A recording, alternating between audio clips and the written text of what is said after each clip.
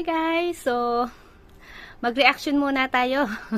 Ayan, ano ba ang opinion natin dito sa video na to na nagtitrending ngayon? Ayan, dito sa Caldero Challenge.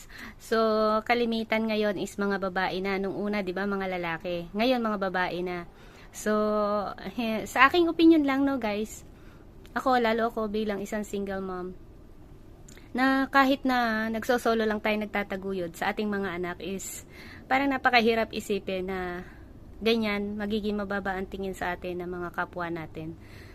Dapat nandyan pa rin yung respeto, guys. Yung respeto pa rin, no? Sa ating sarili.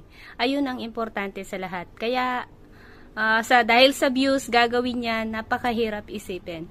So, wala tayong magagawa dahil ginusto nila yan at choice nila yan. Ang sa akin lang is para sa ating mga kababaihan, respeto lang, guys. Yun lang. At gusto ko rin po mag-thank you at dahil ginagawa tayong inspirasyon ng